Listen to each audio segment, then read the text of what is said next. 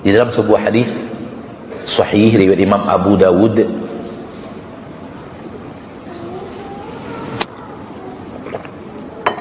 Rasulullah SAW bersabda, Allah memiliki 100 rahmat.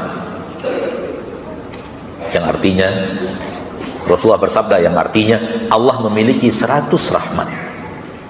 Allah turunkan satu di dunia. Yang satu itulah berbagi seluruh makhluk Allah di permukaan bumi, sampai hewan-hewan, dan 99 Allah letakkan di surga, di akhirat.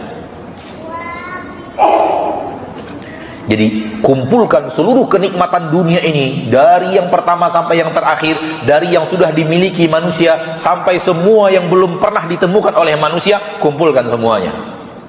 Itu baru satu rahmat Allah.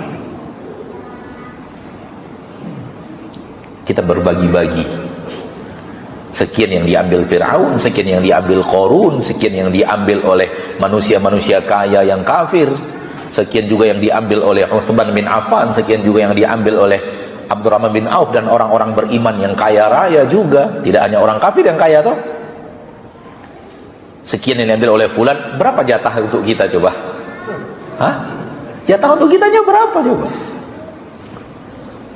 Belum lagi yang diambil oleh seluruh singa yang pernah hidup di permukaan bumi, seluruh banteng yang pernah hidup di permukaan, seluruh ayam yang pernah hidup di permukaan bumi.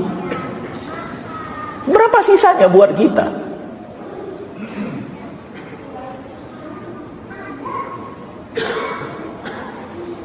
Kenapa penting yang seperti ini?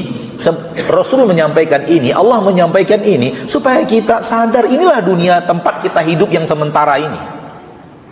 Dan semua kita pasti akan tinggalkan dunia ini, bergerak ke itu pasti. Tak ada seorang pun manusia hidup di permukaan bumi yang yakin dia akan hidup di permukaan bumi selama-lamanya. Nggak ada. Semua yakin dia pasti meninggalkan dunia dan bumi ini. Kehidupan dunia ini pasti dia tinggalkan. Semua yakin. Tidak peduli muslim dan tidak muslim, tidak peduli beriman kepada Al-Quran, tidak beriman kepada Al-Quran, semua manusia yakin dia akan tinggalkan dunia. Karena kematian nyata di depan mata, sehingga tidak perlu keimanan khusus untuk meyakininya. Semua yang manusia yang hidup mati, real. Sehingga pasti semua yakin dia akan meninggalkan bumi ini, meninggalkan dunia beserta isinya. Termasuk kita, saya dan kita semua. Kita semua adalah orang yang sedang antri menunggu waktu yang Allah tentukan.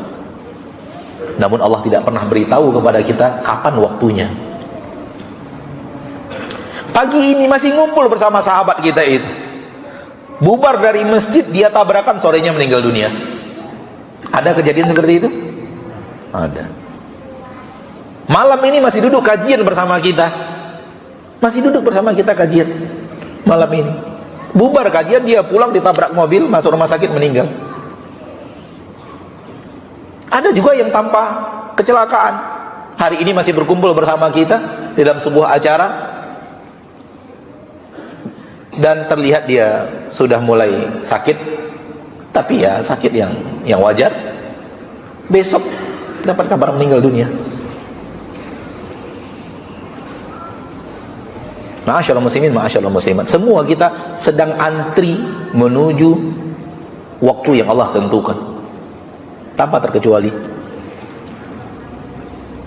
Maka gunakan kehidupan kita di dunia yang sementara ini untuk tujuan Allah menciptakan kita di dunia. Kenapa Allah berikan kepada kita nikmat-nikmat di dunia? Itu adalah sarana yang harus digunakan untuk mencari bekal. Allah berikan kepada kita harta untuk apa? Untuk dijadikan sarana mencari bekal akhirat. Allah berikan kepada kita mata, telinga, pendengaran, lisan, kaki dan tangan. Allah berikan kepada kita untuk apa? Untuk digunakan semua itu untuk mengambil bekal akhirat. Itu yang benar. Itu yang harus kita sadari sesadar-sadarnya. Semua yang Allah ciptakan, Allah berikan kepada kita agar kita gunakan anugerah Allah itu sebagai sarana yang akan kita gunakan untuk mengambil bekal untuk kehidupan akhirat. Allah berfirman dalam Al-Quran surah Al-Qasas ayat 77, wabtaghi fima atakallahu daral akhirah. Raihlah dengan apa-apa yang Allah berikan kepadamu, itulah dunia. Dengan apa-apa yang Allah berikan kepadamu, itulah dunia. Raih dengan apa yang Allah berikan kepadamu, ad-daral akhirah, kampung akhirat. Jadi ketika Allah memberikan sesuatu kepada kita di dunia, tujuannya adalah kita jadikan sarana untuk meraih akhirat. Kejar akhirat dengan mata kita, kejar akhirat dengan telinga kita, kejar akhirat dengan lisan kita, kejar akhirat dengan kaki kita, kejar akhirat dengan harta kita, kejar akhirat dengan adanya istri dan suami kita, kejar akhirat dengan adanya anak-anak kita, kejar akhirat dengan jabatan kita, kejar akhirat dalam karyawan kita. Kalau ada jabatan, kejar akhirat dengan jabatan itu. Kalau kita lakukan ini bi'idznillah azza wa jal, terbentengi kita dari godaan-godaan dunia, terbentengi kita dari fata morgana dunia yang sering menipu, sehingga yang ada di akhirat lebih kita prioritaskan, karena hati kita lebih menuju itu dibanding yang kita lihat dengan mata kita, dengan zahir mata kita di permukaan bumi ini.